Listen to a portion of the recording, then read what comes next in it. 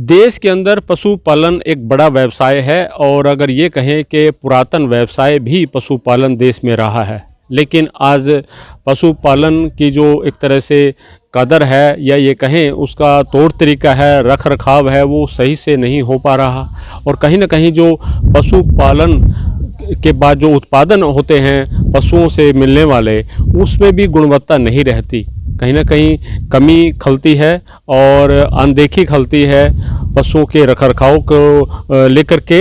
हमारे साथ करण सीकरी जी हैं, इन्होंने एक ऐसा इन्वेंशन किया है, ऐसी परिपाटी शुरू की है कि पुरातन तरीके से पशुओं को रखा जाए, प्यार से उनको रखा जाए और ख़ास तौर से उनका डाइट चार्ट भी इन्होंने अलग जो ढंग से है वो तैयार किया है। आयुर्वेदिक तरीके से घी निकालने की विधि भी पुरातन तरीके से बनाई गई है। तो आज इनसे बातचीत करेंगे और किस तरह से ये घी तैयार करते हैं, पशुओं को रखते हैं, सब चीज़ें बातों में आपके साथ साझा करेंगे। पशुओं के पालन पोषण में सकारात्मकता, भावनात्मकता और सम्मान जरूरी है, क्योंकि पशुओं से मिलने वाले उत्पादन में यह सब गुण धर्म के साथ हमें वापस मिलेंगे और वही हमारे जीवन के लिए उपयोगी भी है और ज़रूरी भी है। तो पशुपालन करते वक्त यह ध्यान रखें, आप उनका सम्मान करें, भावनात्मक तरीके साथ उनके साथ जुड़ें, सकारात्मक तरीके से उनका पालन पोषण करें। पहले तो हमने सबसे पहला काम तो ये किया कि हमने इनको डंगर कहना बंद किया। जो लोग पहले डंगर बोलते हैं हमारे भाषा में इस तरह से जानवरों को, पशुओं को, तो हमने इनको पशु बोलना शुरू किया। पशु एक बहुत खूबसूरत शब्द है और इसकी तह तक जाएंगे तो आपको एहसास होगा कि क्यों हम अपने पशु को अच्छा आहार दें, आयुर्वेदिक डाइट दें।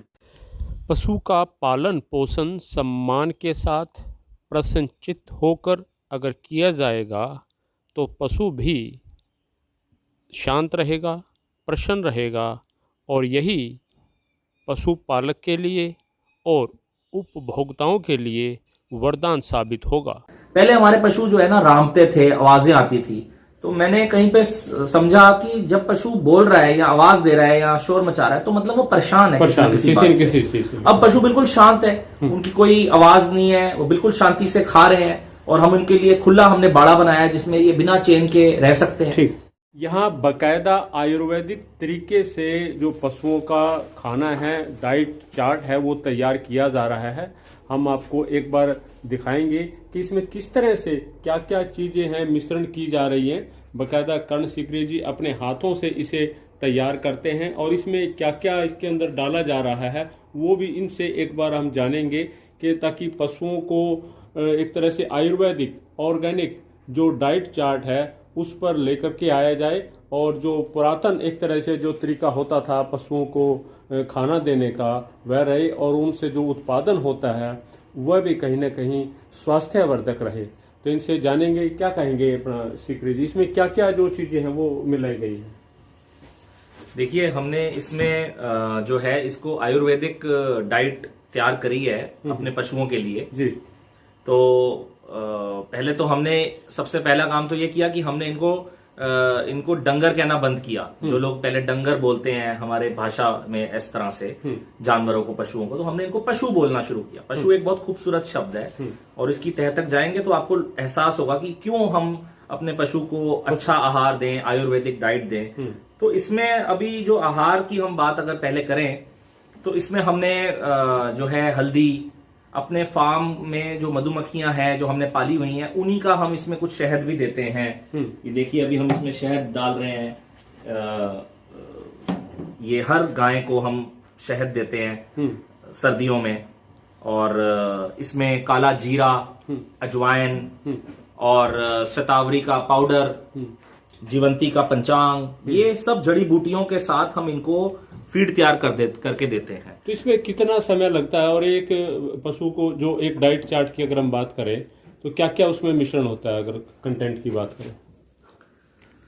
हम लोग जितना भी दलिया है वो अपने खुद की तरीके से उसको दलवाते हैं और उसको बहुत ज्यादा पाउडर भी नहीं बनाते। उसमें मक्का, उसमें जौ, उसमें ज्वार, उसमें थोड़ा बाजरा, चना और काली मांस की दाल और इस तरह से अन्य चीजों का हम उसमें डलवाते हैं। तो सरसों, हल्दी भी इसमें है, शहद भी इसमें है जी।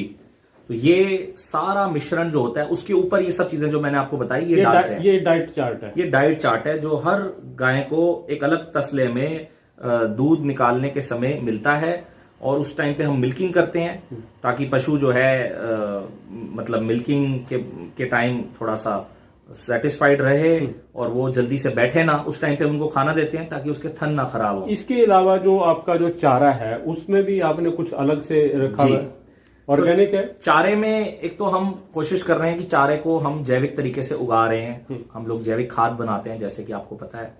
और चारे के अंदर हम लोगों ने सर्दियों के लिहाज से जैसे पशुओं के लिए गाजरें, चुकंदर ये उगाई हैं और वो हम हर गाय को लगभग 4-5 गाजर और 4-5 चुकंदर डेली खिला रहे हैं ताकि सर्दी में उसको उसका बहुत फायदा है। खून में वृद्धि होती है, बहुत तरीके से फायदा देती है। इसके अलावा हमने कुछ गन्ना लगाया हुआ है, वो गन्ना भी हम इसमें कुट्टी में काट के इनको खिला रहे हैं। इसके अलावा सरसों, बरसीम, एक आजकल कोई मक्खन घास आया, ये जितनी भी टाइप की घासें हैं, साथ में हमने जवी बीजी है तो वो भी हम ये सारा मिक्स ऑफ घास हम इनको खिला रहे हैं भूस में मिला के।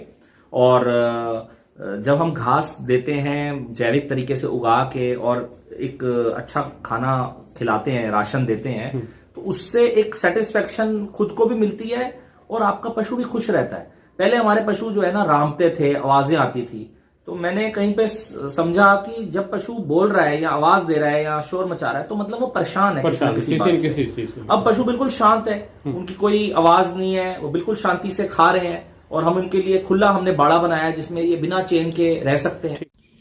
पशुओं का डाइट चार्ट क्या है, किस तरह से कर्ण सीकरी तैयार करते हैं, वह आपने देखा और सुना, समझा है।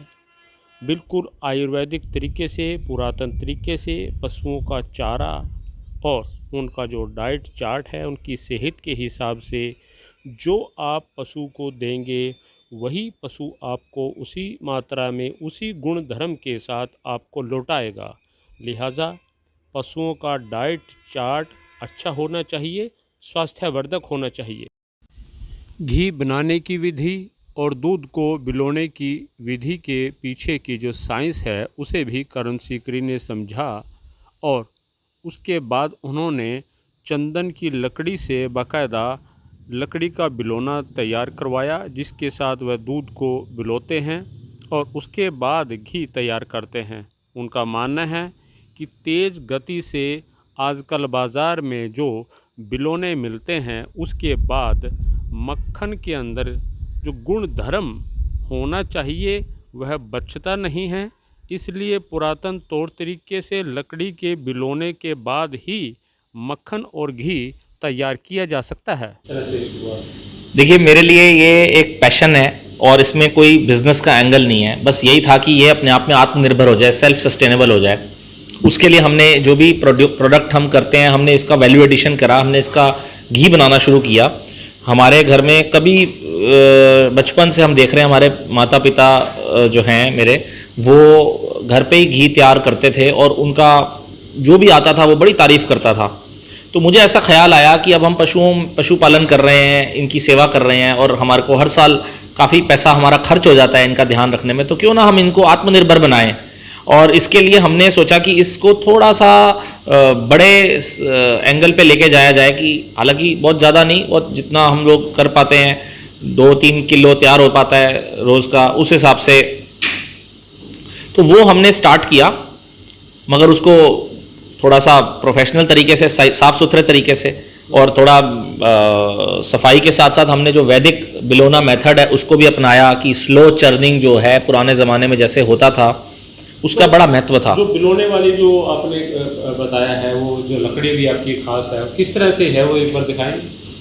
हाँ जी बिल्कुल, आप देखिए ये बिलोने की जो मशीन है ये हमने ये बेसिकली कुछ भी नहीं है वैसे तो, ये स्लो आरपीएम पे चलने की फॉर्मूला है। इससे लगभग पौने घंटे में 1 घंटे में पूरा का पूरा मक्खन, ये हमने इसमें चंदन की लकड़ी इस्तेमाल करी है और एक एक बेहतर, मतलब जैसा हमने आयुर्वेदिक उसमें पढ़ा, मैंने काफ़ी स्टडी करी, कोशिश करी कि क्या महत्व है, किन लकड़ियों का महत्व है, तो चंदन का अच्छा महत्व निकल के आया। तो हमने ये लकड़ा स्पेशल तैयार करवाया और उससे हम कंट्रोल रेटों पे इसको तैयार कर रहे हैं, और घी भी बहुत कंट्रोल रेटों पे हम लोगों को दे रहे हैं। तो आपने डाइट चार्ट जो तैयार किए है पशुओं के लिए, वो क्या सोच करके किया है और उसमें क्या क्या इस्तेमाल? मैंने ये सोच करके किया है कि पहली बात तो पशु कोई जानवर नहीं है, कोई मशीन नहीं है, और जैसे हमारे को भोजन और आहार की जरूरत है, एक पोषक तत्वों की जरूरत है, वैसे उसको भी, पशु को भी है। और अगर पशु को, जैसे हमने देखा काफ़ी गैस बनती है, तो हमने जो है अजवाइन उनकी डाइट में ऐड करी, हल्दी का प्रयोग किया। इसके अलावा मैंने कहीं पढ़ा कि शतावरी का पाउडर, जीवंती का पंचांग, ये सब पशु को खिलाना चाहिए। सर्दी के हिसाब से गाजर हम अपने फार्म पे उगा रहे हैं जैविक तरीके से। चुकंदर जो उनकी ब्लड को इम्प्रूव करती है, हीमोग्लोबिन को इम्प्रूव करती है। गन्ना हमने देना शुरू किया। तो इस तरह से आप ट्रायल कर सकते हैं। अच्छे तरीके से नेचुरल चीज़ों को खिला के आपको ज़्यादा सेटिस्फेक्शन भी मिलेगी और आपका पशु भी हेल्दी रहेगा। तो आपका मतलब है कि जैसा पशु को आप देंगे उसी तरह से पशु आपको एक तरह से बिल्कुल। प्रोडक्ट उसी मात्रा में बिल्कुल लौटाएगा। बिल्कुल।